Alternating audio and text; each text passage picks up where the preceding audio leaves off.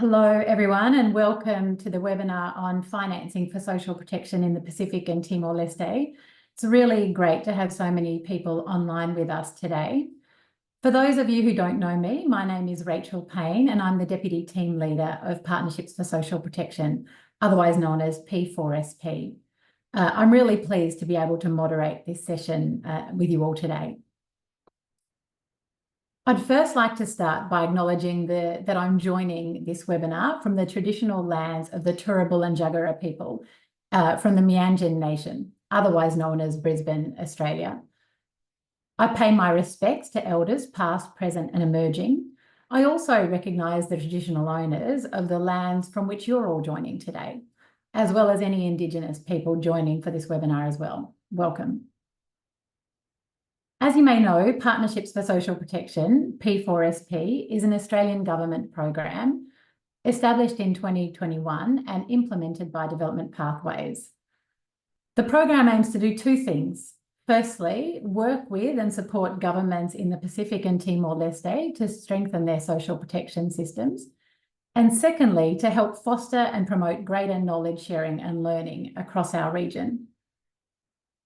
As part of our work to strengthen social protection, sharing and learning, P4SP recently produced a report called Investing in Social Protection in Good Times and in Bad, an assessment of social protection financing in the Pacific and Timor-Leste. Today's webinar will delve into the latest trends and patterns in social protection financing in our region, drawing from findings from the report, which you can find on the P4SP website. This will be followed by a 30-minute panel discussion with representatives from the Tongan and Fijian governments, as well as the Australian Department of Foreign Affairs and Trade. There'll then be time for speakers and panellists to answer your questions. Before we start, though, a few housekeeping issues.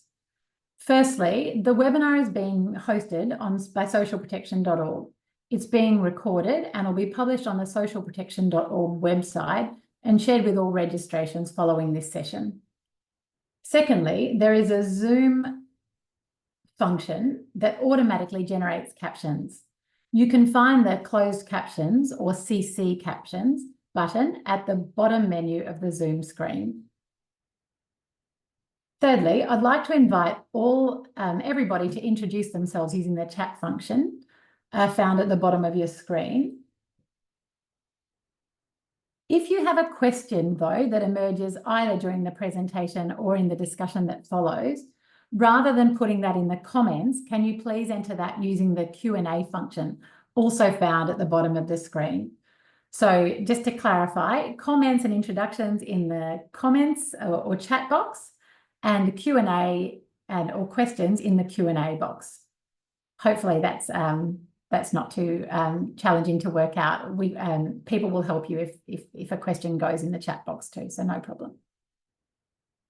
When posting a question to the panel, it'd be really great if you could include your name and the organisation that you're working with, and also let us know if your question is directed to any specific member of the team. Our speakers will endeavour to respond to your questions either in the Q&A session or at the end in the Q&A box. So, with housekeeping matters now taken care of, it's my absolute pleasure to introduce you to our speakers today. Firstly, Jessie Doyle is my colleague and one of P4SP's social protection specialists. Jessie's an economist by background and has worked across the Pacific, Asia and Africa. Charles is also joining us from the UK. Charles Knox-Vydmanov is a social protection consultant with experience supporting social protection programs in more than 25 countries, including in the Pacific. Jessie and Charles were the lead authors of the paper that we're discussing today. We also have three panellists joining us today. Tavita Tonga is the CEO of the National Retirement Benefit Fund and Social Welfare Scheme in Tonga. Unfortunately, Tavita, we don't think is able to join us today, but he has provided pre-recorded responses to some questions we sent him, which we're incredibly grateful for. We are also joined by Kalera Kolavuso-Ravono, who's the head of budget at the Fijian Ministry of Finance. Welcome, Kalera. And we also have Jonathan Pryke joining us, who's the lead economist for the Office of the Pacific at the Australian Department of Foreign Affairs and Trade. Welcome, Jonathan. We've shared biographies of the speakers and the panelists on the screen, so you can find out more about them. Like you, though, I'm absolutely sure that you are keen to start this session and learn more about social protection financing in the Pacific and Timor-Leste. So on that note, I might hand over to you, Jesse and Charles. Great, thanks so much for the introduction, Rachel. I'll just bring up the presentation. Can you see that on your side? Yeah, that's come through. Okay, fantastic.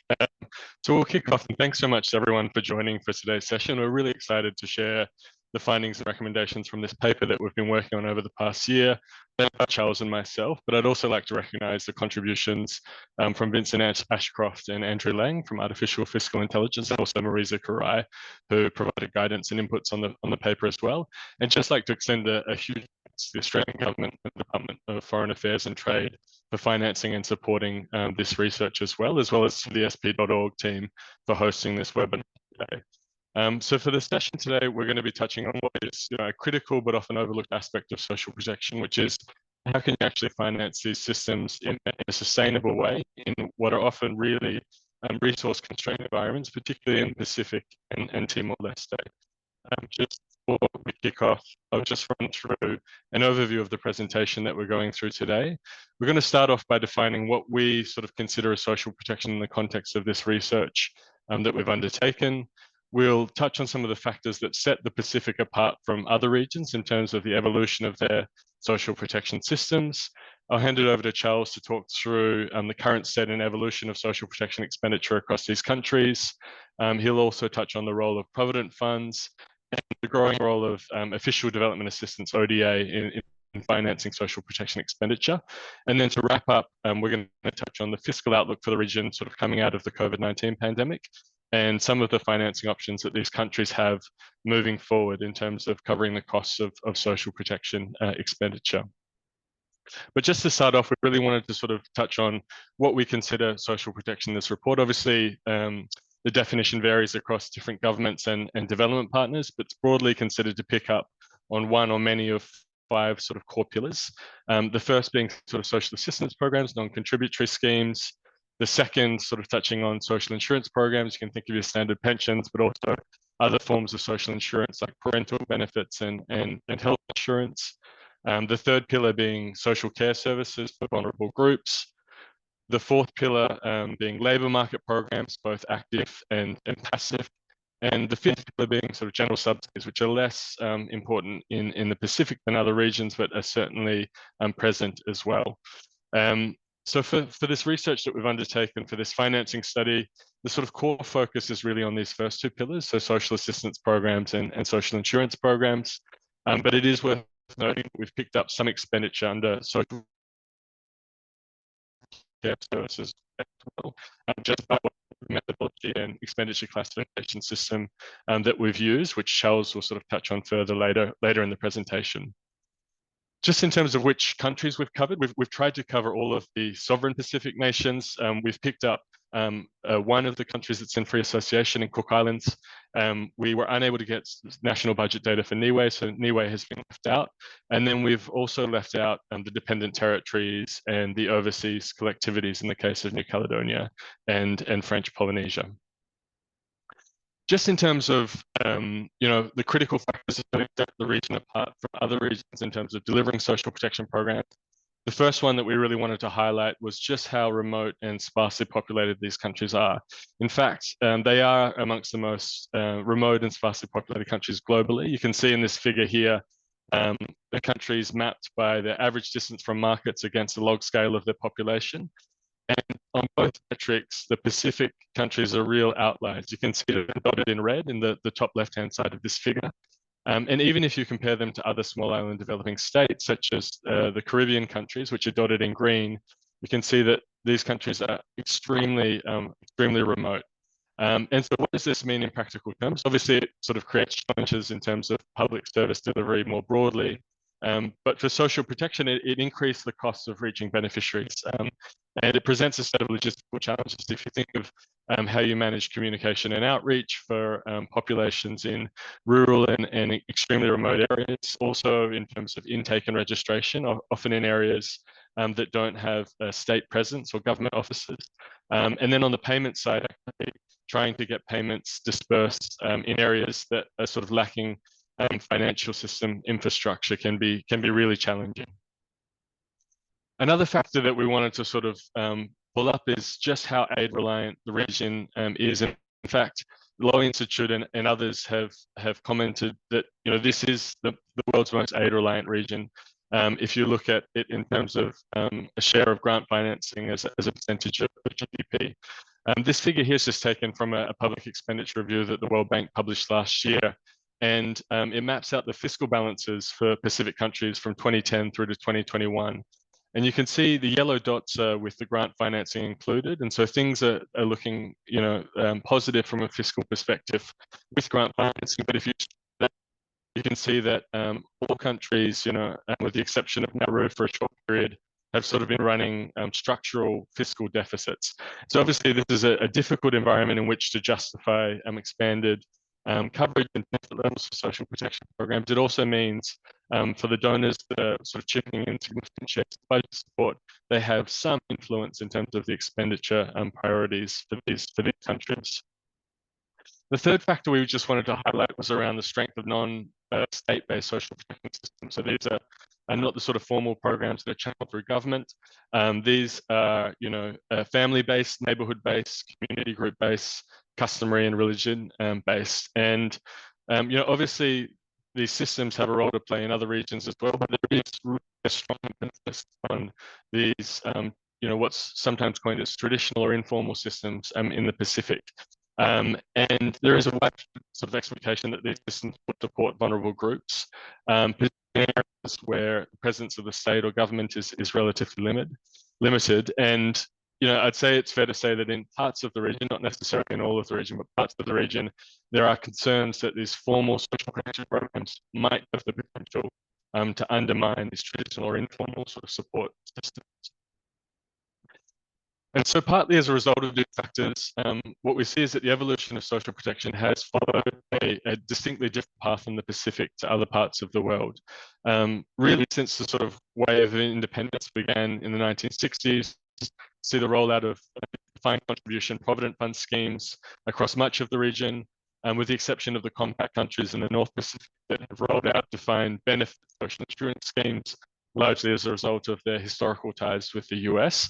But really over this 30-year period through to 1990, many countries start implementing these programs which predominantly cover formal sector workers. And then from 1990s to sort of 2005, there's a bit of a in terms of activity. And from 2005 onwards, this huge wave of budget and finance social protection schemes, which is really underpinned by sort of three core pillars and catalyzed by the global financial crisis.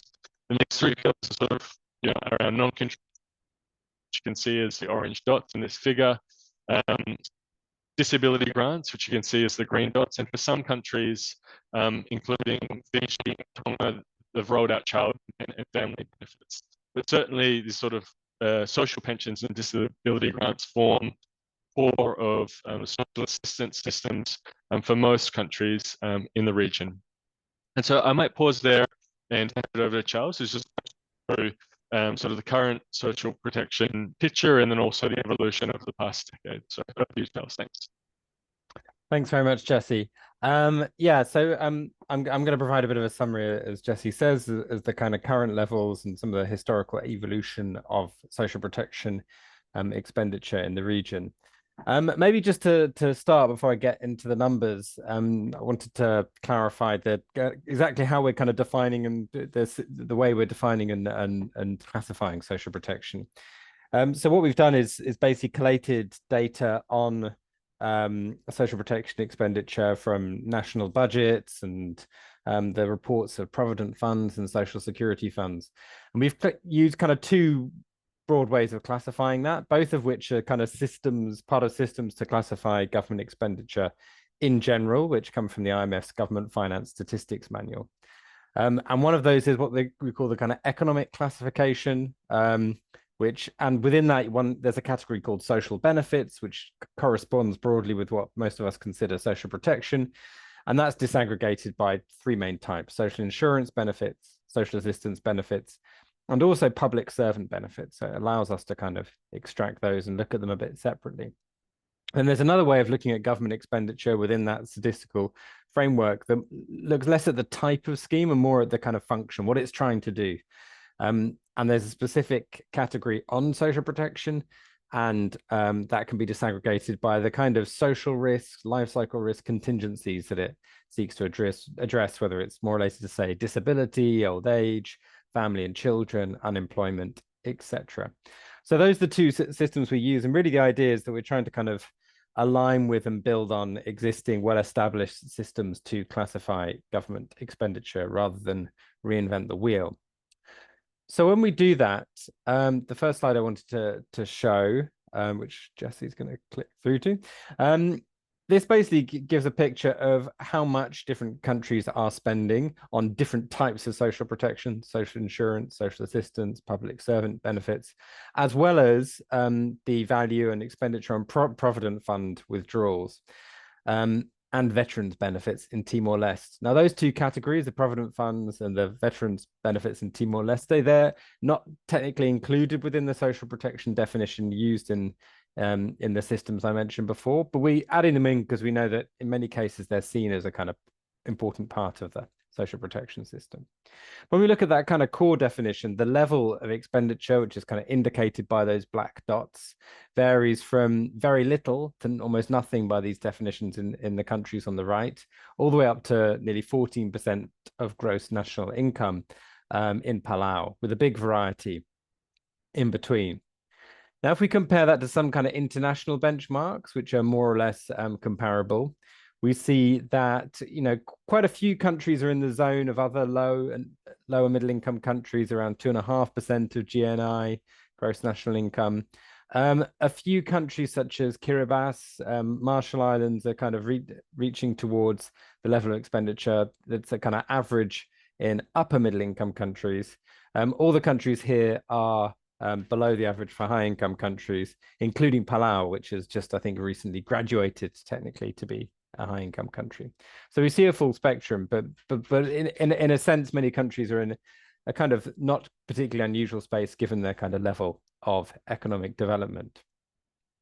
Now, moving on to kind of talking about the actual composition of investment, and as you see, the kind of the bars, the colors of the bars in different countries vary quite a lot. So the kinds of social protection are quite different. And there's kind of, I guess, three main groups you could look at. The first one, those countries that are kind of highlighted in the more greenish color, are three Pacific Compact countries, Palau, Marshall Islands, and Federated States of Micronesia, that have strong historical links and existing links, including financial, to the USA, and their social protection systems are strongly influenced by the kind of social security model and system that exists in the US. And really the bulk of their social protection systems is following the social insurance model. We then see another range of countries that, as Jesse mentioned, have to different levels begun making investments in social assistance. And so the non-contributory schemes are the more dominant part of those systems, again, with a big variation in level of expenditure. And then there are three countries where, as I say, by the definition here, really there's very minimal expenditure on social protection in Solomon Islands, Vanuatu, and Papua New Guinea, which is a concern given there are some of the, to some extent, the more populous countries, and also some that face some of the particularly great human development challenges in some respects. One thing we do in the report is then also drill down and say, well, if we look at social assistance in a little bit more detail, what's the composition of that? So, and here we're looking at those functions that social protection plays, what kind of risks they're trying to cover. Now, just to summarize what's shown in this chart, again, you see a big variety in the level of expenditure.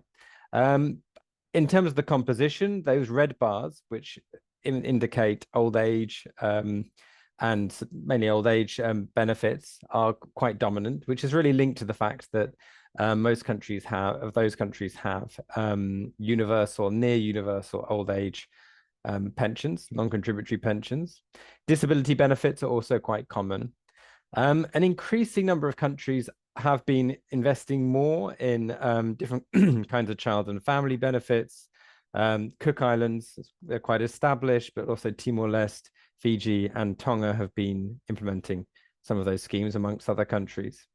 One kind of outlier is Kiribati, with a very significant scheme for, as called the Support Fund for the Unemployed, which is a bit of a, partly we could see it as an unemployment benefit, but in some senses acts more like a kind of almost basic income for families.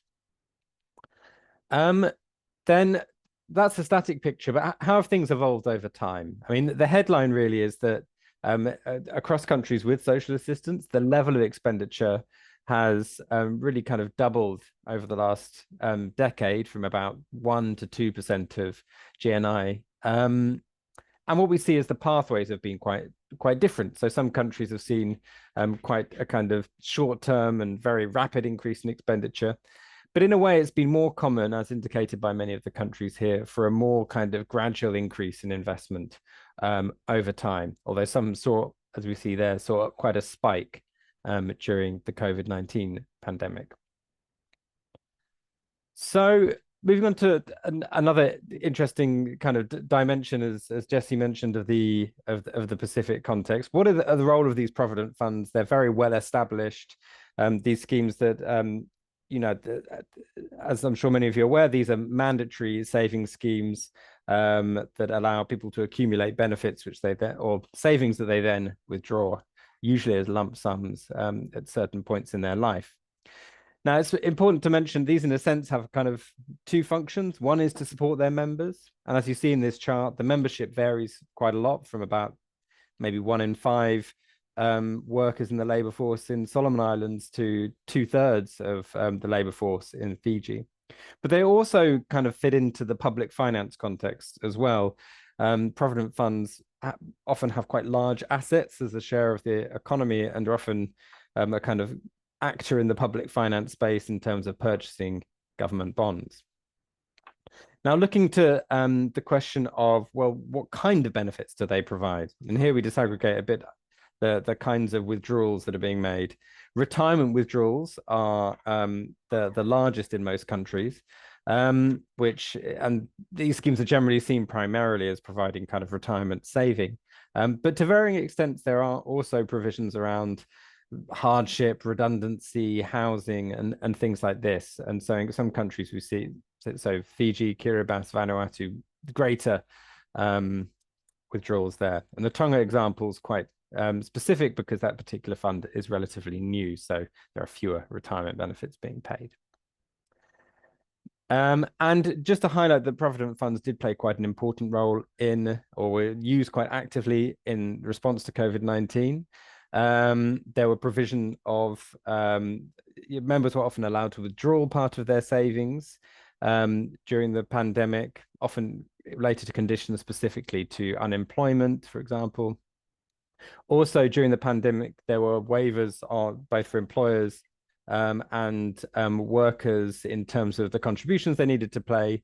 And as I mentioned, provident funds in this context played an important role in purchasing government bonds, so helping to finance social protection or broader responses to the crisis. Now, the last thing I wanted to talk about a bit, which we delved into in the report, was, as Jesse mentioned, this is, the Pacific is a relatively aid-dependent region, one of the more aid-dependent regions. So what is the role of ODA, Overseas Development Assistance, in financing social protection? Now, if we look at some of the trends, one thing that is clear is that the level of ODA that focused on social protection increased quite significantly from quite a small portion of total ODA and lower levels in absolute term to quite a significant increase during the COVID-19 pandemic, as indicated on that chart. And this was a lot around financing some of the larger social protection responses, and where social assistance in particular was used to finance the response, and also to help countries ensure they could keep their existing systems going. Now we don't really know exactly what the pathway is post-COVID, but it's likely those levels will reduce. But even smaller levels of overseas development assistance on social protection, even if not financing the cash transfers, can play a very important role in helping to strengthen the systems that are being the social protection systems in different countries.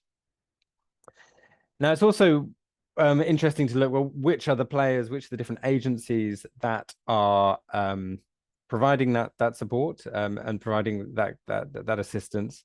And we see quite a variety. So from the chart on the left here, you can see the World Bank playing a particularly large role in Fiji, Tonga, and Tuvalu. And this, just to highlight, is that for 2020 and 2021. So we're looking at that kind of COVID period and the spike in ODA. The Australian government playing a larger role in Kiribati, Papua New Guinea, Timor-Leste, Solomon Islands, and Vanuatu, and the ADB playing a greater role in a number of the other countries, particularly the Pacific Compact countries that I mentioned before.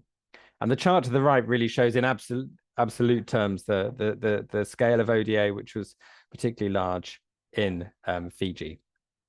And moving on to the question of Fiji, there's quite an interesting case we're going to hear from our colleague in Fiji in a few moments. But I think just to highlight, the social protection response was quite broad and significant in Fiji through different channels, through the Provident Fund, through social assistance schemes. And that was financed in different ways through a range of donor support, say, including from the Australian government on topping up existing social assistance benefits.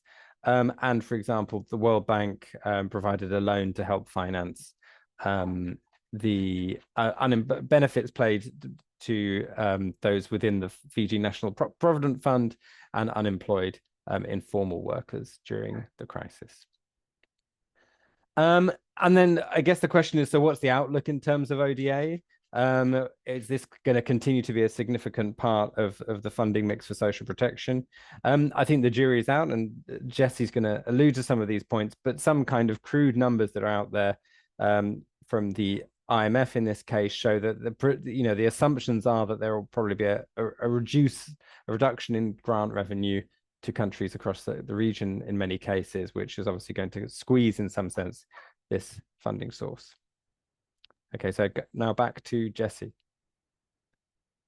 Great, thanks a lot, Charles. So with that framing of the sort of ODA picture in mind, I guess this next section that we sort of touch on really looks at the fiscal outlook for the region and what it actually means for financing social protection expenditure for these countries. The first point that we sort of wanted to flag is that the growth outlook is not extremely promising. What we've seen is a sort of temporary growth bounce back in terms of real GDP growth coming off the back of the COVID-19 pandemic, particularly for those countries that were heavily reliant on tourism revenue. But if we sort of project forward to 2027, that is projected to sort of decline to that 1 to 2% for both countries. Obviously, structural constraints to long-term growth moving forward, and that makes sort of revenue mobilization more challenging, including for social sector expenditure. The one bright spot has really been around these sovereign rents and the role that they play in sort of providing a fiscal buffer for many countries. This figure here just presents total government revenue as a share of GDP for the sovereign rent Pacific countries versus those that don't have access to sovereign rents. We can see that there's a huge difference, around 30 percentage points of GDP between the two sets of countries. The sources of these sovereign rents obviously vary across countries. Nauru has access to sovereign rents through the Regional Processing Centre. For countries that are parties to the Nauru Agreement, they have access to these fishing license revenues. And Vanuatu set up an economic citizenship program whereby people can obtain citizenship for a one-off sort of lump sum payment of $130,000 US. But really, these countries are in a much better position fiscally than those that don't have access to these sovereign rents. And I think what's also worth noting, the sovereign rents they're receiving don't appear to impact their ability to attract grant financing. And in this figure here, sovereign rents are coded as non-tax revenue. You can see for some of the countries that are getting the highest levels of grant financing from donors, they're also receiving significant sovereign rents. So if we look at Tuvalu, Kiribati, SM, RMI to the right-hand side of this figure, they have much higher revenue shares as a percentage of GNI than other countries across the region, and that puts them in a position that's much more promising in terms of financing social sector expenditure, including social protection. A lot's obviously been written about the debt dynamics and debt sustainability in the region, and yes, they do remain challenging. For some countries, debt to GDP ratios have expanded significantly since 2015. For Fiji and Palau, their debt to GDP ratios have doubled from 2015 through to the middle of the pandemic. And obviously that's prompted some concerns with PIFs organising this regional debt conference back in 2022. But as we know, it's not just the sort of scale or level of that debt that matters, it's the structure of that debt. And what we see is that for some countries, that debt sort of predominantly comes through multilateral development, has been taken on sort of concessional terms, longer maturity periods, for countries like Solomons and Fiji, whilst for other countries like Tonga and Vanuatu, a significant share of that debt, in fact, the majority has come through sort of bilateral sources, often on sort of far less concessional terms and with less generous maturity periods. And so Tonga is a country that is significant pressure in terms of trying to manage these debt service payments and also ensuring that government sort of expenditure is maintained at a certain level. This figure was just taken from the Law Institute published earlier this year, just mapping out Tonga's debt service payments by creditor. And we can see that with this loan that was taken from China Exim Bank back in 2008, the debt service payments are really expected to balloon over the coming sort of 4 to 5 years through to 2028. And what we've done in this report is just mapped those debt service payments against the social protection expenditure in Tonga, which is what you can see in the figure on the right. And for every year apart from 2021, those debt service repayments have been higher than Tonga's spend on its social pension and disability grant. That's not to say that there isn't scope to increase social protection expenditure, even with this challenging fiscal environment. And Tavita may be later in the session and we'll share that Tonga has actually announced in this latest financial year that they plan to increase coverage and benefit levels for the social welfare scheme for the elderly. But it is important to note that I think it's a more sort of challenging fiscal environment to justify expanded coverage and benefit levels. Just to wrap up, we just wanted to touch on some of the options that we sort of map out in this report in terms of how these countries can sustainably finance social expenditure moving forward. The first is really around sort of leveraging domestic financing sources. A lot's been put out around domestic revenue mobilization and the capacity that these countries have. And the IMF has suggested, with the exception of a couple of countries, most countries in the Pacific could mobilize the additional 3% of GDP in terms of tax revenue, whether that comes from the introduction of personal income regimes, value-added taxes, or removing some of the tax exemptions that are placed on foreign and domestic investors. Also looking at sort of areas, reallocating existing expenditure from other sectors and expanding these sources of sovereign rents as well. Obviously, as Charles mentioned, ODA has taken on increasing importance in terms of financing social protection expenditure. And it will be important for these countries to crowd in sort of ODA strategically, both for the sort of function of systems which we touched on, but also for shock responsive transfers, and likely less so for financing routine social protection transfers. The third point is just around managing bilateral debt levels with due caution, and that's really on the back of Tonga's experience, which you shared in the previous slide. It's not to say that there's not a role for bilateral debt, but when sort of debt to GDP ratios approach 80 to 100% mark, it obviously places pressure on other forms of government expenditure, including social protection. And the last point is just on sort of focusing on, what is incremental expansion of coverage and benefit levels for these programs, taking a really which, as we point out in the report, is really the Pacific model for social protection. Many of these countries have developed these schemes over decades and started in a really modest way and expanded them over the years. And that is a promising model for social protection, and is certainly sustainable. So that's it for the presentation. Thanks so much for listening in. And I'll hand it back to Rachel to moderate the discussion that follows. Thanks. Thanks so much, Jesse and Charles. That was a really interesting presentation. I personally really love a good graph, and that presentation was loaded with them. So thank you. I think what strikes me is we often we often hear in conversation or in dialogue around social protection in the Pacific that it really took off with COVID. But I think what those slides demonstrate to me is that actually there's a far bigger story to be told around social protection in the Pacific. And yes, there was a spike during COVID, but actually countries in the Pacific have been investing in social protection well before that. And there's a trajectory around social protection programs starting well before COVID, which I think is I certainly found that quite interesting. The other thing I think that strikes me is just the challenge that countries in our region face, particularly with debt. Thank you. That was I certainly found that a really interesting presentation. Building on what we've just heard, though, maybe it's a good time to bring in some perspectives from from countries in the region. We're really fortunate that we have three amazing panelists with us today, as I mentioned previously. I introduced them at the start, but I'll do a quick recap. We have Tavita from Tonga, Kalera from Fiji, and Jonathan joining us from Department of Foreign Affairs and Trade.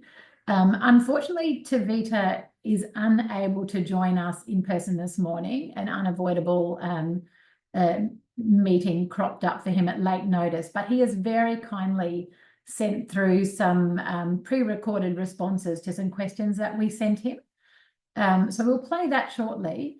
The questions we asked Tavita are on the screen now. So firstly, we asked him about the challenging economic and fiscal context that Tonga's faced in recent years with the COVID-19 pandemic, the volcano and cyclone impacts, and high inflation.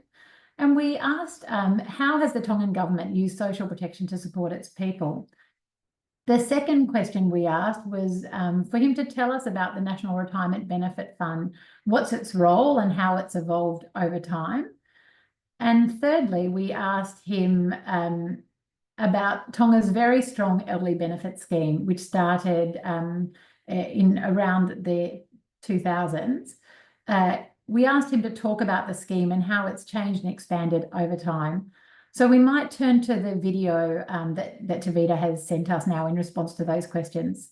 Thanks.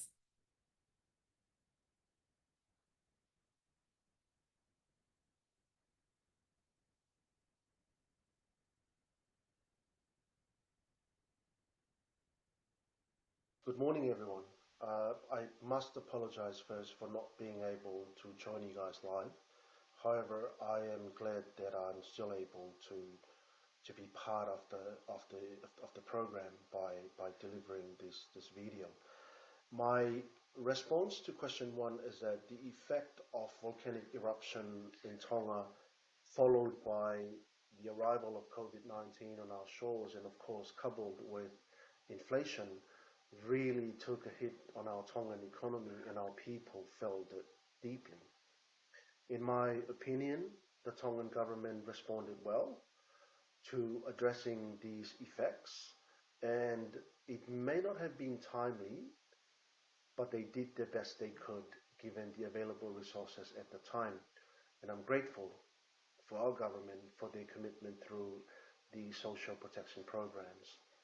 A critical part of the social protection program in Tonga at the time, and it is still continuing today, is the social welfare scheme, where senior citizens of Tonga receive monthly allowances of 80 pa'anga per head per month if they are between the age of 70 and 79, or 100 pa'anga per month per head if they are 80 years old and above. Other than the social welfare scheme, the government also has a disability scheme where citizens who meet the criteria of being disabled also receive monthly allowances as well. The beauty that I find in the administration of these two separate schemes are that people from a certain group in our society, that is the senior citizens and the disabled, they feel like they are worthy. They feel like they still have values because they're being taken care of by their own government. Response to question 2. The National Retirement Benefits Fund and Social Welfare Scheme was established in 2012, but it is only for the private sector employees in Tonga. Prior to 1st of September last year, the fund's membership composed of 3 main categories, which include the private businesses, church denominations, and also the public enterprises. From September last year, though, the fund's membership comprised of only the private businesses and the church denominations only. And this is after the public enterprises moved to the Government Retirement Fund, otherwise known as the Retirement Fund Board. The fund, of course, operates under the Funds Act 2010 and the Funds Administration Regulation 2012, and of course under the umbrella of their Board of Directors, with a vision to provide a secure and sustainable retirement for our members. To date, the fund has registered over 800 employers in Tonga with over 17,000 members, with total funds of around 99 million Tongan pa'anga, compared to only 4,000 members with total funds of around 5.6 million Tongan pa'anga when we first started in 2012. Our role remains at growing our members' funds by generating the best return possible from our investments, and of course to pay back our members' funds when they require, and in a timely manner as well. After the volcanic eruption in January 2022 and during the COVID-19 pandemic, which followed, the fund made a hard call not to deplete its members' funds by distributing portions of their funds to our members through any means at all. However, what we did was we turned to our government for support. The government, of course, was gracious, and as part of their social protection program, they distributed a sum of 400 pa'anga per head to eligible members from our membership roll. Response to question 3. The second scheme the fund administers is the social welfare scheme, which was also established in 2012, but it was later in the year in September. The scheme started with slightly over 2,000 members, and the age eligibility was capped at 75 years old for only 65 pa'anga per head per month. Over time, the age eligibility has decreased, while the monthly stipend per member has increased. By 30th of June this year, the allocation was 80 pa'anga per month for members who are 70 to 79 years old, and 100 pa'anga per month for members who are 80 years old and above. Effective on July this year, which was last month, the government has again decreased the age eligibility to 67 years old, and increased the monthly allowances to 90 pa'anga per head and 110 pa'anga per head, depending on the age. The government has also committed to decrease the age eligibility to 65 years old, effective 1st of July next year, and further decrease it down to 63 years old, effective 1st July 2026. From the 2,000 members in 2012, we are still sitting at slightly, well, we are now sitting at slightly over 4,000 members, but it is projected that membership will come closer to around 5,000 members as the registration progresses for members who are between the age of 67 to 69. I must also add that the senior citizens did receive one-off top-ups of 200 pa'anga per head on top of their monthly normal allowances in March 2022 as part of the government response to the volcanic eruption and the COVID-19 pandemic. These funds were donated by the Government of Australia, and we are still grateful today to have received such generous gifts from the Australian government. Thank you.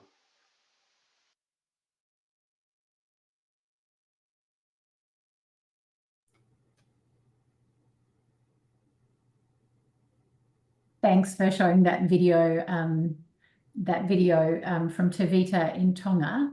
A couple of really interesting things there from my perspective. Firstly, I think Tonga is a really interesting example of that gradual incremental changes to a program to strengthen it with the elderly benefit there. And secondly, I think as Tevita points out at the end, the use of those schemes to respond in times of crisis through top-ups is really interesting in the Tongan case as well. Again, just very grateful that Tevita took the time to send that video through to us. So now turning our attention to our other panelists, Clara and Jonathan. Clara and Jonathan, I might hand questions to you one at a time. So I'll start with you, Clara, if that's okay. Clara, Fiji, as you know, is a country that has progressively expanded its coverage and financing of social protection programs over an extended period of time. Can you talk to us about how Fiji has managed to carve out the fiscal space to prioritise its social protection expenditure? Thanks, Rachel. Fiji has really encountered a lot of challenges in its growth trajectory, gaining independence in 1970. So we have lived through coups and crises and cyclones in the past 30 years. So we've achieved upper middle income country status in 2014, and we've maintained that status since then. But over the past decade, growth has accelerated, but interrupted only by natural disasters and the COVID-19 that we went through. But one of the things that we've seen in terms of our social protection program that exists in Fiji, it includes the unemployment assistance for businesses, the financial support for business revival, and this really actually took place during our COVID-19, and also the social welfare assistance. So for the past decades, the social welfare assistance was one of the long-standing programs that we've had. And this was directly towards the social welfare benefits that were administered by our Department of Social Welfare. And any expansion of social protection would be due to any cyclones that Fiji encounters during that year. And this usually results in the reallocation of resources within the approved budget for that financial year. So we also receive aids and transfers for those that are affected, and also cash top-ups for our existing beneficiaries, which also that were funded by donors. So for our social welfare assistance loan program, this is fully funded through our domestic funds. And since these are ongoing commitments of government, the cost over the past 10 years has increased from around 0.4 to 1% of GDP. Of course, this expansion also resulted in the increase in numbers of those that are assisted. And currently, we have around 105,000 recipients through the social welfare assistance alone. And that's around 12% of our population. And since 2013, the cost of our social assistance program alone has increased by 430%. So some of the new programs that were introduced in the last 10 years, I know that was briefly presented by Charles and Jesse. were the social pension scheme, the bus fare assistance for our senior and disabled citizens, and also the disability allowance scheme, and the insurance for social welfare recipients. And this insurance for our social welfare recipients actually covered for insurance cover and also the funeral expenses. But during COVID-19, our social pension scheme criteria was made flexible to assist other retired pensioners that were drastically affected during this time. So with all this expansion in our social protection program, some of the measures that we had undertaken to really prioritize this assistance is through a reallocation of public expenditures, also increasing tax revenues. Also, we've managed to negotiate on some of the budget support from our donors, and also in terms of restructuring our existing debt. But like we've mentioned, Fiji's macroeconomic management has improved during 2022 and 2023 financial year. So these 2 consecutive years of budget deficit reduction has improved our fiscal stance. And this has led to our public debt to GDP ratio falling.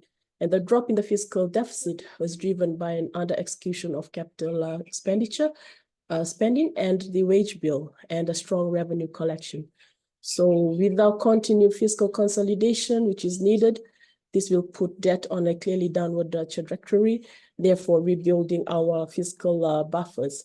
And through this, we've also noted the majority of our programs, which is really the ongoing ones that's been there over the years, are the ones that's actually funded through our domestic funding.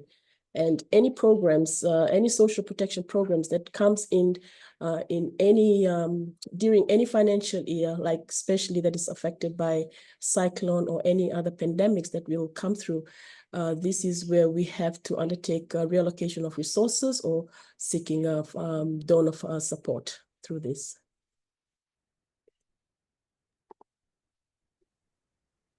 Thank you. Thanks, Kalera. Jonathan, I might throw to you now. Social protection is a sector that has linkages, obviously, with many of the other areas of priority for the Australian government in the Pacific. Human development agenda, obviously, in terms of health and education investments, governance, and other areas underpinning delivery systems, identification systems, ICT payment systems, financial inclusion, for example. Can you share your thoughts with us on why these linkages make Australia's support for social protection in the Pacific all the more critical? Thanks, Rachel. And fair warning, I'm doing this from home and I have a cat that respects no boundaries. So we might get a 4th panelist show up at some point during my remarks, but let's see how we go. Let me start by commending P4SP and the authors, Charles and Jesse, for this excellent paper. It's extraordinarily data rich and makes an important contribution to the knowledge base that is so crucial in advocating for social protection in a region that is facing such acute and structural fiscal challenges. Without having this evidence and knowledge base to draw on, it will be impossible to convince key decision makers and central agencies across the Pacific of the efficacy of targeted social protection programs when the perceived economic and definite political benefits of other less efficient but broader forms of expenditure, such as fuel subsidies, can be so much more attractive in protecting from cuts as governments try to balance their budgets. We see social protection as a tool that amplifies the impact of work in sectors relating to human development, gender equality, disability, and social inclusion, which are all cross-cutting priorities for our development program here at DFAT. And just to put my cards on the table, I am very biased towards any Australian investment that involves cash transfers. I love labour mobility programs because they put more cash into people's pockets, cash that they've earned. I love budget support programs because they put more money into government coffers while driving economic reform. I love cash transfer payments to marginalised communities because it empowers them to make the right financial decisions for their environment, an environment we as outsiders will never truly comprehend. When targeted correctly, or when driving the right reforms, these schemes can provide economic stimulus as well as improved welfare outcomes, all with marginal overhead or transaction costs. So what's not to love? And this is backed up by phenomenal global evidence showing in study after study the profound impact cash transfers can have on school enrollment, food security, labour supply, well-being, accumulation of financial assets, and on and on. Here at DFAT, we are committed to enhancing the evidence base for social protection programs in the Pacific. Beyond the extremely compelling global evidence and on the efficacy of social protection programs, because of the strong links these programs have to other Australian investments. You've already listed all the main ones in your question, but let me just focus on one area we're working with the World Bank on: national identification systems. National identification is crucial in underpinning a government's ability to target vulnerable communities effectively for cash transfers, be it demographically if we're targeting the elderly, or geographically if we're using the system to respond immediately to a cyclone or other crises. But national identification is also a crucial building block for so many other parts of a 21st century society. Financial inclusion, access to banking services, anti-money laundering and counter-terrorism financing compliance, mobile money transfers, expansion of other services to rural areas, and so on. Social protection is another incentive that can be added to this to help drive development of these systems that are hard, complicated, and require a lot of buy-in to get right. I'll leave it there.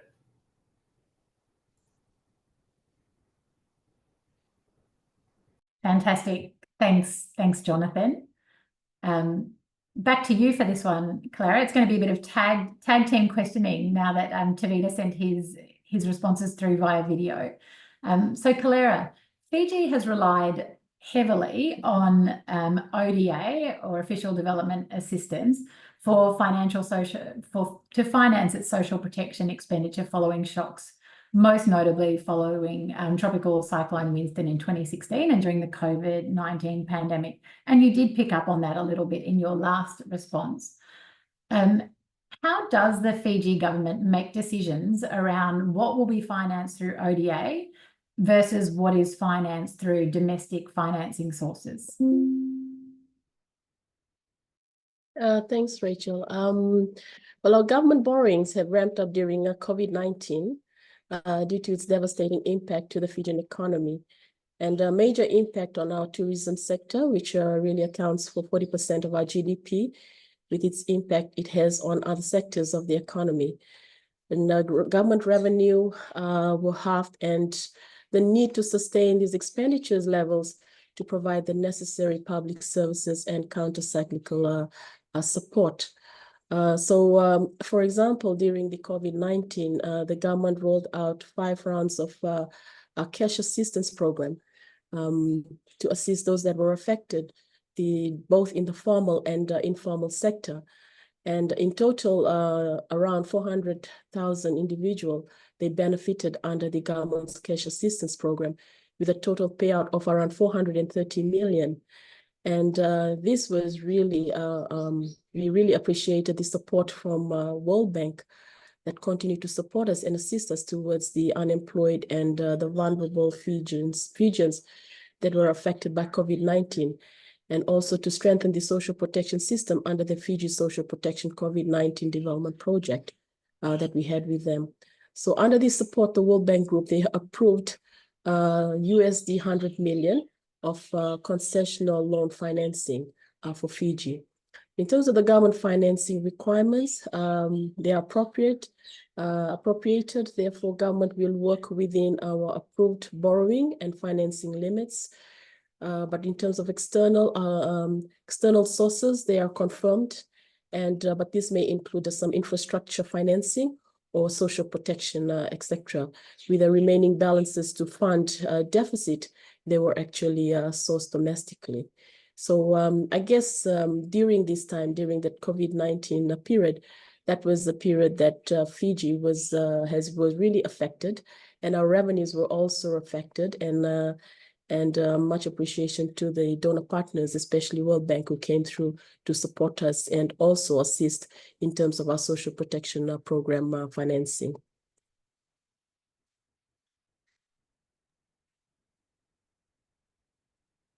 Thanks, Rachel. Thanks, Clara.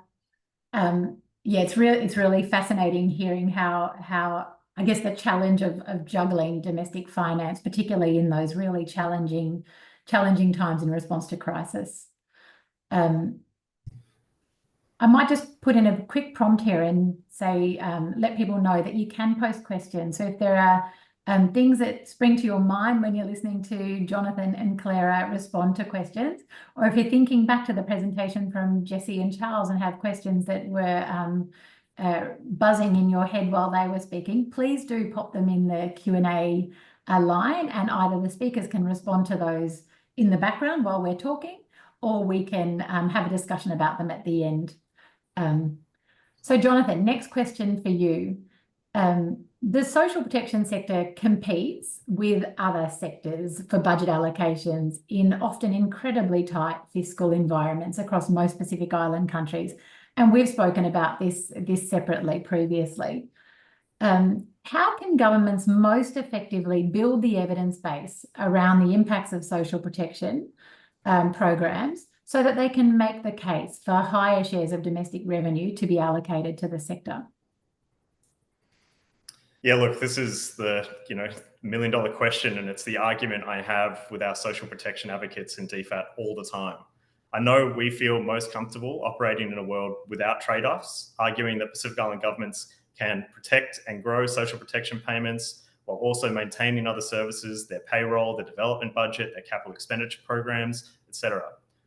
The reality is our often very stretched, overworked and under-resourced colleagues in central agencies across the region are having to make these hard trade-offs every single day in the face of sluggish economic recovery, cash shortages, significant fiscal deficits, ambitious but unachieved revenue projections, and massive political priorities. Another approach is to increase domestic revenue. All Pacific governments are trying, our government's trying. It's not easy, but it is still worth making a concerted push, particularly if we can support through budget support or other governance programs that we administer locally led ideas of how to raise domestic revenue. But anyway, if we don't tackle trade-offs head on, we're not going to be treated seriously by central agencies, many of whom are already bought into the importance of these programs. One of the answers is to continue to build context-specific evidence for these programs. The global evidence is great. The impact evaluations elsewhere in the world are incredibly sophisticated, but we are still lacking evidence in the Pacific, and they are limited to just a handful of studies, including this one. And those studies we do have are often limited to the more affluent countries in the Pacific region. If I'm a budget manager sitting in the Ministry of Finance and Treasury of Solomon Islands, for example, where I'm dealing with chronic medical supply shortages and other budgetary challenges, and a development partner comes to me with evidence of what phenomenal socioeconomic impact social protection has had in Cook Islands or Fiji, I'm not going to find it particularly compelling. Give me evidence in the Solomon Islands, on the other hand, now we're talking. Thanks.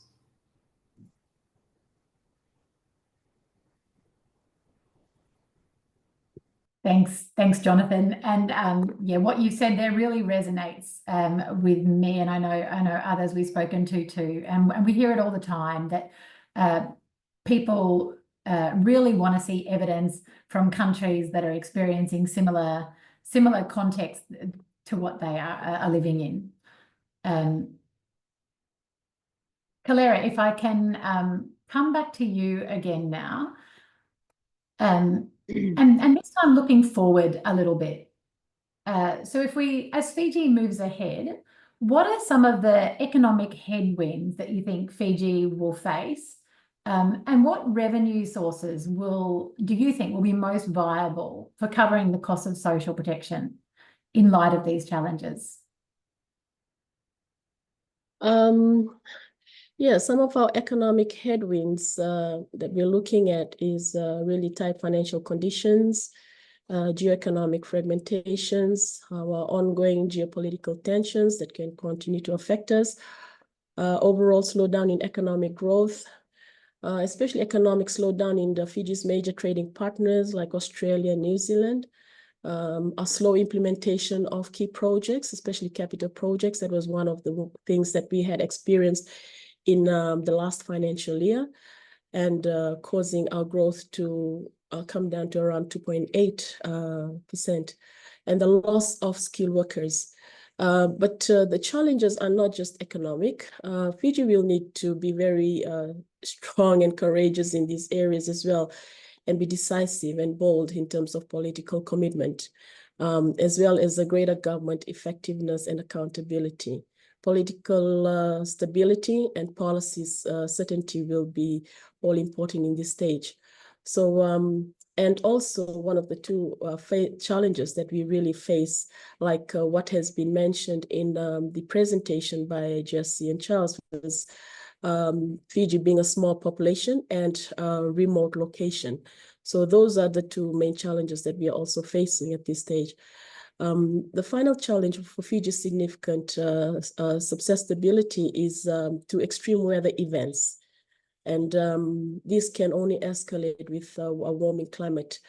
And Fiji could face an annual GDP loss ranging from around 0.3 to 3% points from 2024 onwards under the immediate emissions global scenario. So these are some of the things that we are looking at together with World Bank as well, and seeing how Fiji can come up with some of the scenarios to address increasing growth, and also see how we can look at in terms of, there's two areas that we've looked at with them in terms of addressing or boosting Fiji's economic growth, and that is in terms of productivity as well. So one of the things that we've looked at in those two areas, boosting investment and raising productivity for Fiji. As you know, that one of the biggest challenges that Fiji is facing right now is the loss of skilled workers. And that is one of our economic headwinds that we'll be facing. And this has resulted in, in some of the Vuvale partnership that we have with our neighboring countries, like in Australia and New Zealand. So we're losing a lot of skilled workers to the two countries, and it's becoming a deficit for Fiji. But how are we going to address that? Because it's reducing our population as well.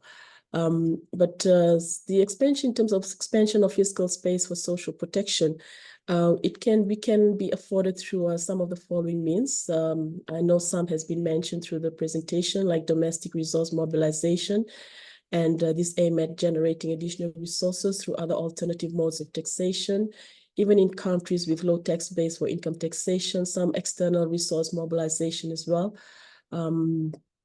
Targeted assistance from international donors remain important in the medium term. And reallocation of existing public resources. Also, planning for strategic assistance. Timely social assistance can be a long way, not only ensuring social well-being, but also preventing higher contingent expenses at a later date. For the economy, for Fiji, one of the things that we are currently working on is our major reforms that's currently in place. And we are thankful to the support by DFAT, who's really working with our Ministry of Women and Children and Social Protection, our ministry in this area, and they're working with development partners to strengthen our social protection systems through improved delivery, targeting, coverage, and adequacy, with a focus on leaving no one behind. So this past year, we have embarked on an ambitious portfolio of social protection reforms to this end, and we are making some very good progress in terms, and are continuing to work to expand and strengthen our social protection across multiple areas.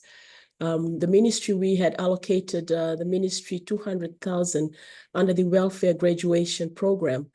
This is one of the programs that we have brought back to the ministry with the ministry to work with the stakeholders in developing an economic inclusion framework, including a standard operating procedure program component, institutional arrangement, training, and linkages to services that could provide systematic support to our beneficiaries.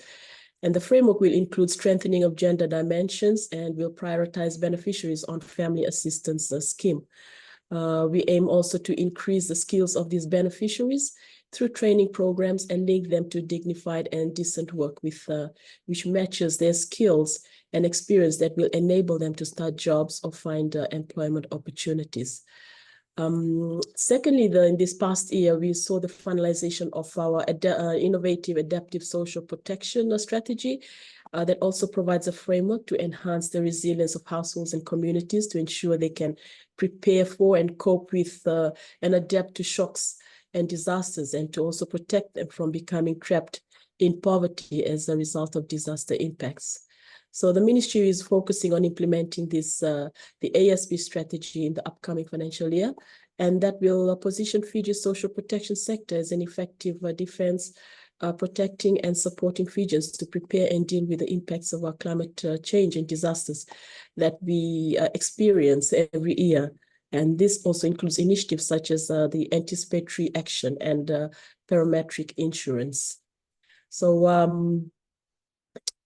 also with the support of DFAT, we have also allocated 2 million for this financial year, which will be progressing in the ongoing work to transform and digitize the delivery system for our social protection through the development of social protection management information system within the Ministry of Women and Social Protection.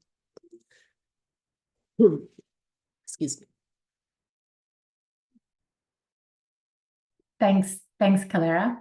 And as you were talking there about, the huge impacts potentially of climate change, something we've been thinking about internally and having discussions with our colleagues in DFAT about is just the interface between social protection and climate change, and how governments can use social protection not only to respond to crisis, but in terms of preparing as well, and at all stages. Thanks, Clara. Really thoughtful response. Our last question before we go to open questions from the floor is to you, Jonathan. Official Development Assistance, or ODA as we call it, played an increasingly important role in financing social protection expenditure across the Pacific region during the COVID-19 pandemic. What role do you see for ODA financing in the sector moving forward? Yeah, look, this question of sustainability is one that vexes many of our development programs in the Pacific. On the one hand, social protection has been an excellent tool in enabling us to respond rapidly to assist our friends in the Pacific in times of acute shock, such as what we saw with COVID or in the face of a natural disaster. These cash injections have been tremendously valuable and important. Ideally, these programs would be designed in a way to catalyse and support partner governments in the region to establish and strengthen their own robust, risk-informed social protection systems. Because while ODA does play an outsized role in many Pacific economies as a proportion of domestic revenue, and will continue to do so for some time, it is still much less in most countries than their own domestic revenue resources. So when done well, and I'm not saying it always is done well, we can help Pacific governments to improve all social protection expenditure, not just what we're topping up these programs with.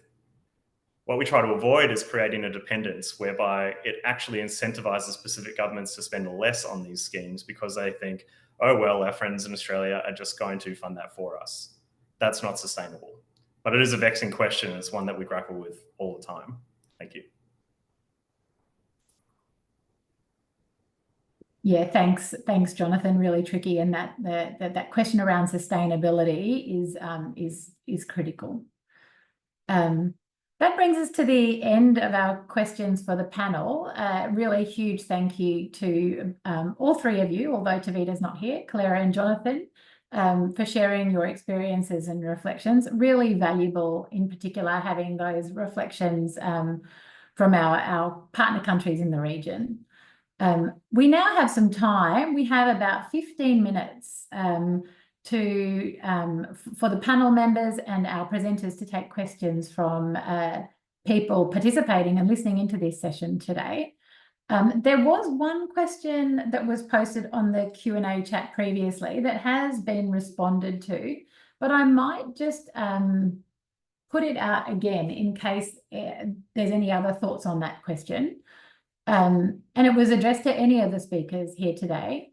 The question was, do you know what is the proportion of investment in social protection that goes to admin costs as opposed to the proportion that is funneled through to beneficiaries? Charles has responded online. So Jessie, did you want to respond to that or add anything else to that? Yeah, I think it's a really good question. and obviously that sort of the share that's allocated to admin versus transfers, I think is an important one. Unfortunately, in the context of this research, we're sort of relying on national budget documents, and so it's quite difficult to disaggregate between the admin spend versus the transfer spend. So we weren't actually able to in the context of this particular publication. But I think Charles has quite rightly pointed out that the sort of means tested programs tend to have sort of high administrative costs, just given the challenges with actually implementing means testing in the region than the non-means tested programs. I think it's definitely an area for further research and something that we would obviously require sort of an additional layer of data to carry out, but something that I think P4SP could cover potentially in the future. But thanks so much for the question, Diana.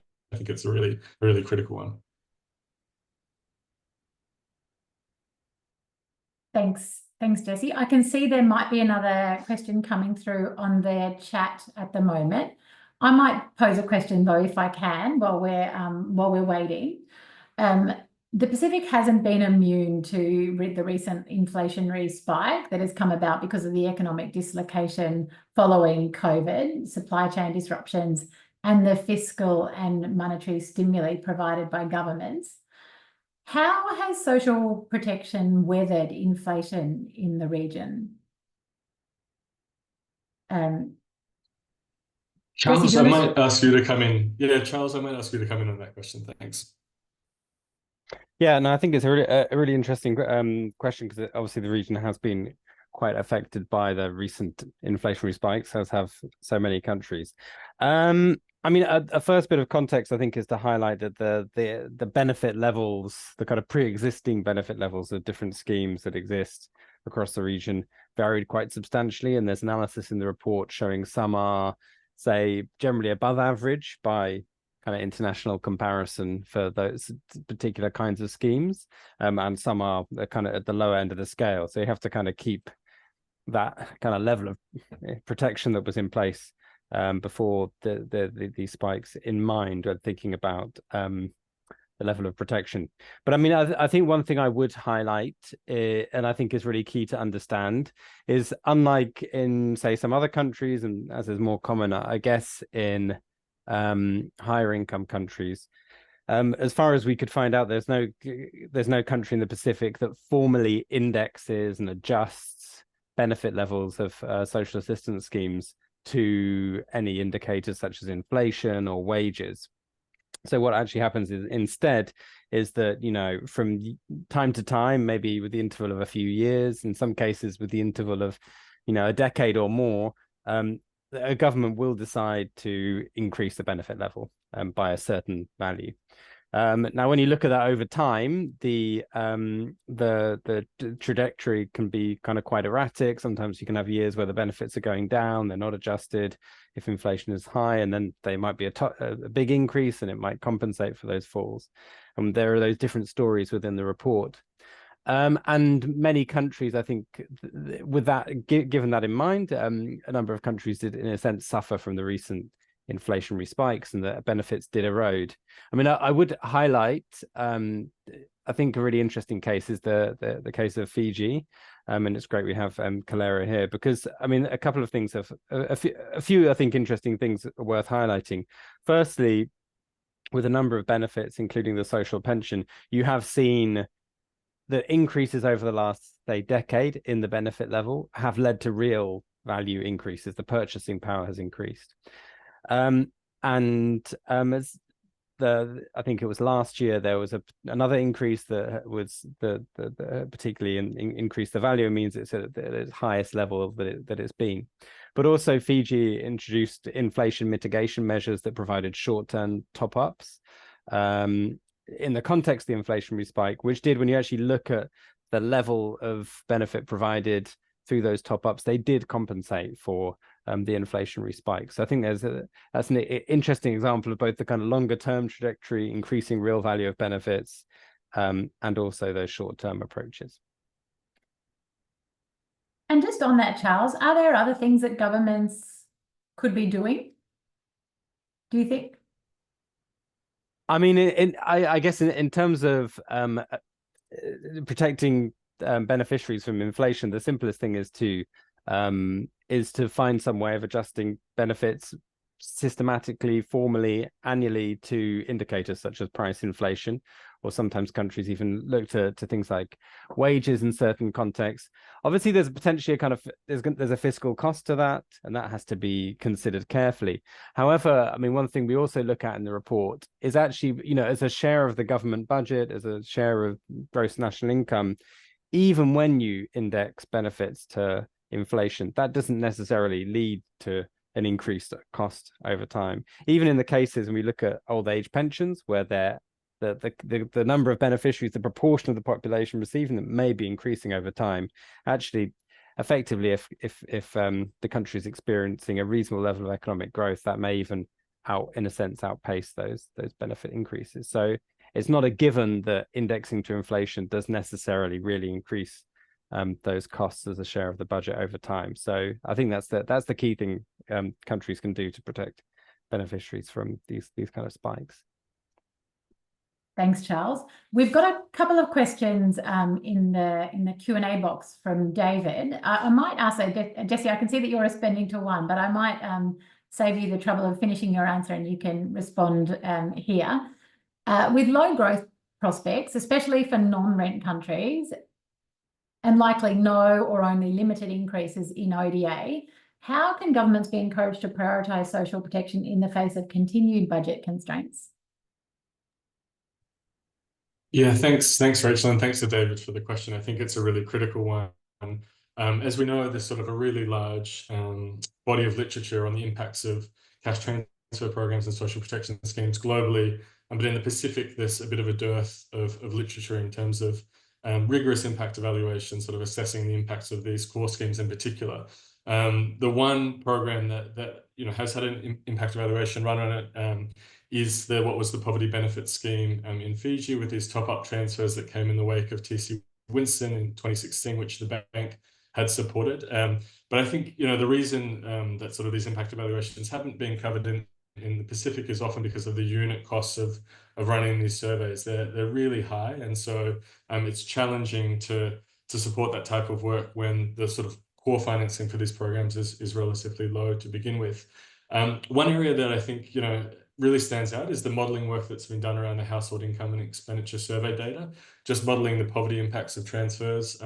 We've seen that in Kiribati and Cook Islands, these impacts have been modelled and shows that sort of the national poverty rate has been halved as a result of these core social assistance schemes. And I think that type of evidence is really compelling in terms of expanding coverage and benefit levels for these programs when there is, as you sort of highlight, that really tight fiscal constraint, particularly for the countries that don't have access to sovereign rates.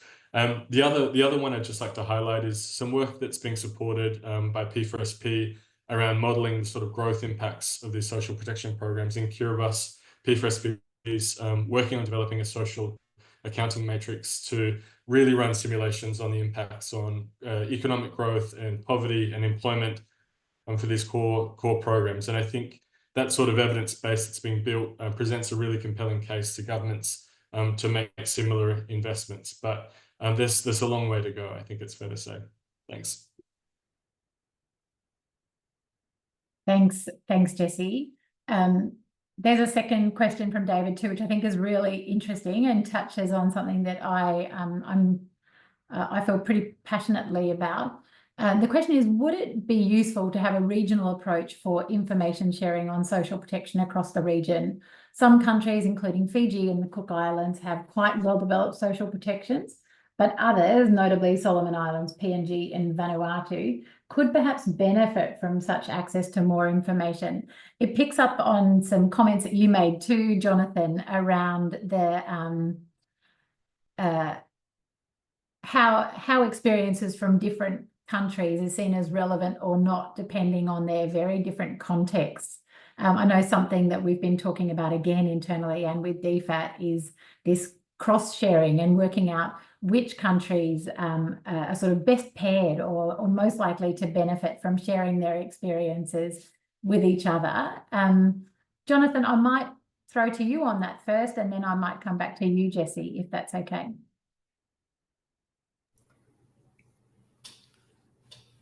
sorry, one sec. So, I mean, I guess that's really comes down to what P4SP is really trying to do, right? Is to create this regional approach and for information sharing on social protection. But yeah, look, I mean, back to Jesse's point, and it's really like having transferable examples of social protection can only take, like, from places like Cooks and Fiji, it can only take you so far, because, you know, while we talk about the Pacific as a region and we do have regional investments, like it is not a homogenous place, as we all know. There is far more that divides these countries, and like everything has to be context specific. So nothing, like, whilst I take the point that this research is hard, there's going to be no substitute for context specific evidence to justify social protection in your own country. So yeah, it's a balance. You can learn a lot from other countries, but we still need to also make sure we're investing in that in that evidence base in each country. Jesse, your thoughts?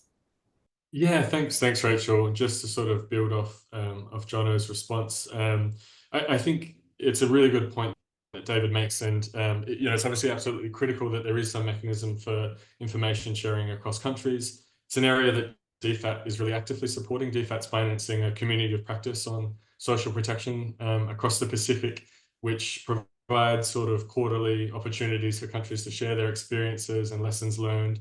And they're also facilitating a sort of regional summit for countries to come and share their experiences of implementing these programs and the challenges they face. It's also something that P4SP as a program is really actively looking at in terms of where these opportunities for cross-country learning exchanges exist. And, you know, it's in terms of learning tours and study tours, we're really keen to look at areas where we can support people implementing these programs in one country to go to another and learn, you know, how they're actually rolling out these schemes. And as Johnny mentions, there are obviously differences across these countries, but I think there are also similarities. And particularly when you look at some of the challenges in setting up these delivery systems and getting benefits out to sort of rural and remote populations, when there's really limited sort of financial system infrastructure and connectivity is an issue, and sort of government presence is limited. I think there are lessons to be learned across countries, and we're really grateful that DFAT's supporting these initiatives both through the COP and also through P4SP. Great. Thanks. Rachel, can I just make a comment on that, please? That'd be great. Clara, please jump in. I guess for Fiji, one of the things that we've seen has been you know, a success in terms of our social protection as well, that probably that other Pacific countries could also learn from, is like what I mentioned regarding some of this, you know, political stability is very important, and we really need that commitment, level of political commitment from government. And I think that was one of the things that has really helped us to have very effective and accountable social protection systems in Fiji. And you know, and that's really important that for us to have, and also policy certainty, which is all important as well. And that's one of the things that we have seen that has really driven our social protection to this level, where we have a very good interaction and commitment from government. Both all the line ministers are involved and agree to when this is needed for the economy. Yeah, thank you. Yeah, it's a really great point, Clara, about the importance of political stability and buy-in. I think we have perhaps 1 minute left. There's a quick question that Bignesh has posted in the chat, just around really focusing on sort of really low income countries and how can they finance social protection in a really sustainable way when many of them are already grappling with programs that maybe aren't as efficient as they could be. Charles, I wonder if you might like to respond to that.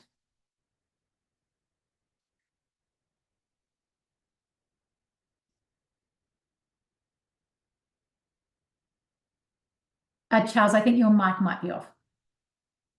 Yeah, I was going to say, well, you know, at the end of the day, I think that's the kind of $1 million question, and the one we've been trying to kind of grapple with across the session. I mean, at the end of the day, it is that, I mean, maybe, okay, obviously for very low income context, it's inevitably going to be about, you know, starting small, finding the fiscal space that you can, and the role of, you know, of development assistance is likely to be much more significant than in a comparatively relatively kind of middle higher income country. Maybe just one thing I can kind of highlight that we haven't talked about yet, which I do think just is important for thinking about how one finances social protection over time. And I referred to it, is this kind of incremental approach. And an incremental approach can sound a bit kind of disheartening. We're just talking about making these kind of small adjustments around the edges. But what I think the Pacific does show, and I think it's a very illustrative example of this, is small adjustments year by year, budget by budget, can lead to quite big changes within 5-10 years. And you see that in a number of countries across the region. And I think that makes sense for a couple of reasons. One, probably the funding you're going to get in one budget year going to be able to secure is often going to be a little bit small, or smaller than one would like. You're not going to get your full proposal through. So being able to kind of put your proposal and the planned social protection scheme into kind of bite-sized chunks, I think helps. But I also think, you know, beyond as Jesse alluded to, if we think about the investment case, making the case for investing in social protection, it's also a bit about proof of concept. We can come up with our fantastic idea and do all of our studies, but having something in place, being able to show the impacts it has, being able to study it, and then show what that's doing and make that case for that next step, I think is important. So I think the point I'd make is we could be often a bit more proactive in thinking, okay, how are we going to build this over 10 years rather than, well, here's the price tag, where are we going to find the money, which I think is a less promising approach. Awesome, Charles. That's a really nice way to end. And it was actually something that I was going to talk to too, you know, thinking about Tavita's example from Tonga, with that gradually building on existing programs over time and using them in really, I think you've talked about them previously as being simple ways to respond to crisis by topping up existing schemes and using what you have in a creative way. We have run over time. I would like to put out a huge thank you to Jesse and Charles on a really great and thought-provoking paper. Again, it's so beneficial for us, Kalera, to be able to have you on the call and hear directly your insights as someone who grapples with these issues every day. Very grateful to Tavita for sending his responses to, and Jonathan, really appreciate you being on the line, giving us that perspective on DFAT's behalf, and some of your own insights there or thoughts as well. Thank you to everyone who joined us for the presentation today, and particularly to sp.org for hosting this session. Just a reminder that this webinar has been recorded. The slides will be available on socialprotection.org website, and also on the YouTube channel in coming days. They'll also be shared with participants. The full financing paper, as we said previously, is available on the P4SP website, and you can, I think it's also been put in the chat, a link to that. And there's also a blog that we've released that delves into some of these issues. Finally, before everyone jumps off the line, there is a short webinar survey that you can see the QR code for there. Really grateful if people can complete that survey. Again, thanks everyone for participating today. I hope you found that session as interesting as I did. Thanks everyone. Thank you.